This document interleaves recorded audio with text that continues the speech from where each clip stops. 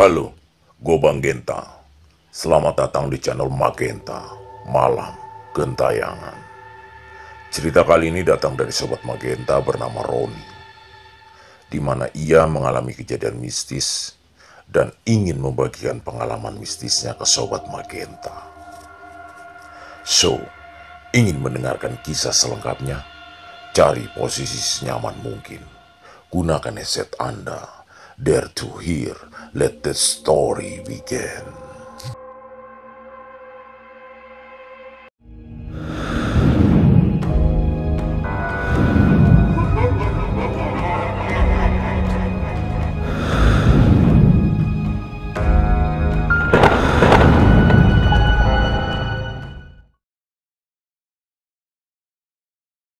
Pagi itu, hari Sabtu, aku bersama temanku yang bernama Santo udah bersiap-siap mau melakukan perjalanan ke desanya. Kami berdua bermaksud mau melayat teman kecil kami bernama Ijul yang meninggal gara-gara kecelakaan. Dan sekalian mau ketemu si Rudi, saudaranya Santo yang tinggal di desa. Jam 7 pagi, kami naik bis luar kota menuju pelosok daerah Jawa Timur. Di perjalanan kami selalu melewati hutan dan kebun karet. Desa Ijul nampaknya sangat natural sekali. Banyak pohon-pohon besar dan jalan di perkampungannya pun masih belum diaspal. Hanya tanah yang berbatuan dan diratakan. Sekitar jam 9.30 kami sudah sampai di desa Ijul. Aku dan Santo langsung saja menuju perkampungan dengan menaiki sebuah delman, kereta kuda. Setelah sampai di rumah Rudi, kami langsung disambut oleh keluarganya. Kami dipersilakan istirahat dulu sebelum melayat ke rumah Ijul. Setelah masuk ke dalam rumah, kami pun berbincang-bincang tentang kematian Ijul, teman kecil kami itu. Aku bertanya kepada Rudi, gimana kronologis meninggalnya si Ijul. Menurut Rudi, Ijul meninggal karena menabrak pohon asem di jalan samping rumahnya ketika ia ngebut dengan sepeda motornya tadi malam. Tubuhnya terluka parah dan bola matanya yang kanan lepas dari tempatnya dan tak diketemukan sampai saat ini.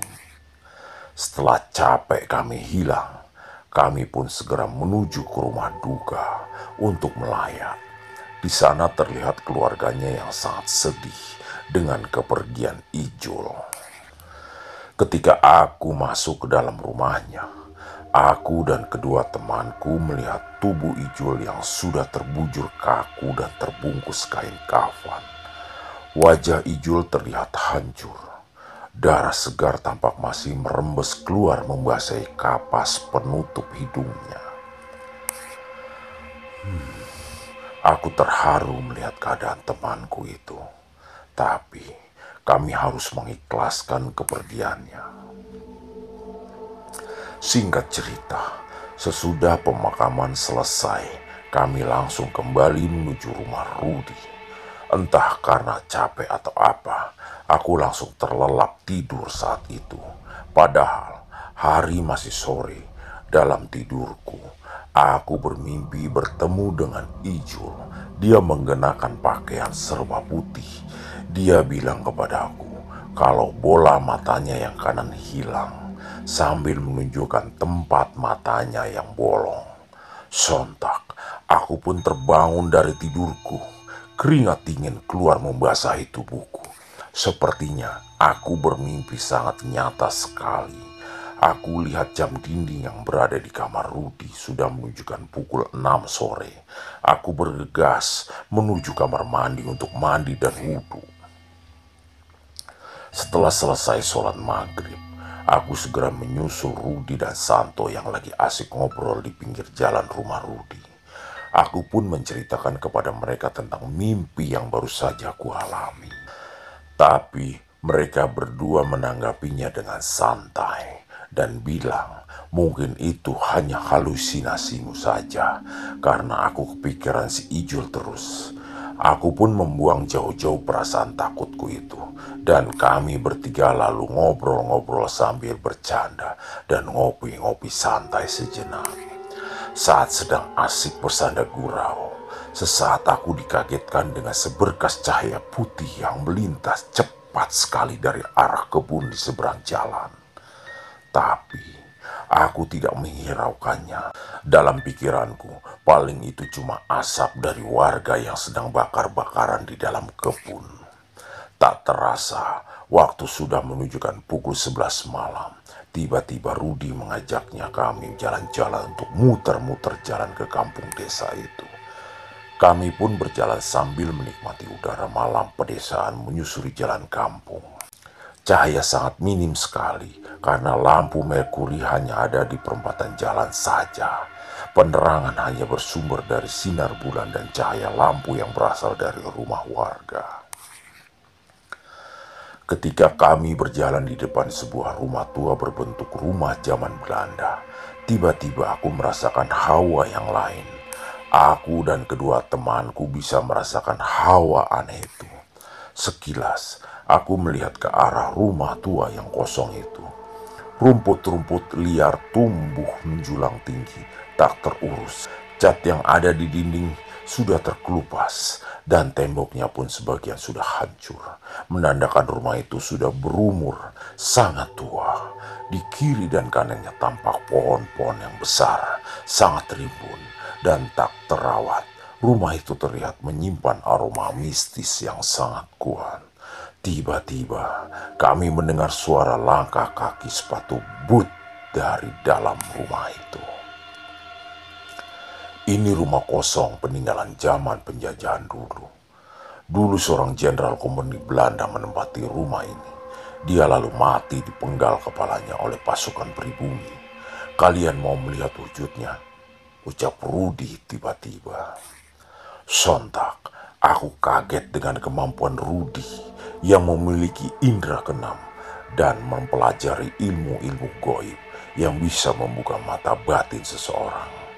Dan karena rasa penasaran kami, aku dan Santo pun mengiyakan. Aku dan Santo sangat penasaran gimana sih wujud makhluk halus itu. Tapi kalian jangan takut ya, karena mereka juga sama dengan kita.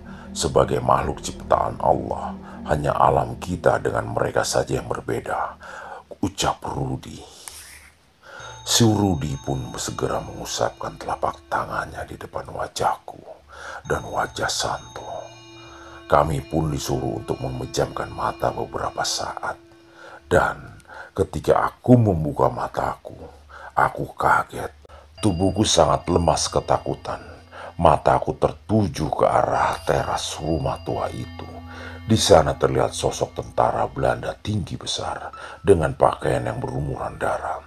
Tapi yang sangat menakutkanku, kepalanya tak ada di tempatnya, melainkan jinjingan oleh tangan kanannya. Kepala itu berlumuran darah, matanya yang putih semua menatap tajam ke arah kami yang sedang berdiri di tengah jalan. Selang beberapa saat, sosok berbarut kain putih terlihat di pohon besar samping rumah itu. Pocong itu tidak berdiri melainkan posisinya bergelantungan, kakinya menggantung di dahan pohon dan kepalanya berada di bawah. Mukanya sudah membusuk dan di mata, hidung, dan mulutnya masih tersumpal kapas bernoda darah bercampur tanah. Seakan tak mau kalah, kuntilanak pun muncul di atas pohon sambil tertawa dan menyaring meneriakkan ke telinga. Dia duduk di dahan pohon dan kakinya diayun-ayunkan sambil tertawa dan menatap ke arah kami. Aku lemas tak bisa bergerak saat itu. Aku dan Santo pun langsung mengajak Rudi untuk segera meninggalkan tempat itu. Dan saat kami melintasi pohon asem, di mana Ijul mengalami kecelakaan hingga meninggal, tiba-tiba seberkas cahaya putih melintas sangat cepat dan berhenti di atas dahan pohon. Perlahan, Cahaya tersebut berubah menjadi asap dan akhirnya menampakkan wujudnya. Ya, almarhum teman kami, Ijul. Ijul lalu menunjuk tangannya ke arah samping pohon besar itu. Kami bertiga sangat bingung dan kami langsung menuju ke tempat yang ditunjuk oleh si Ijul itu. Di sana terdapat semak belukar dan kami bertiga mencari-cari apa yang ditunjuk oleh Ijul. Setelah kami membongkar semak belukar, mata kami tertuju pada sebuah benda bulat, baunya tercium kurang sedap.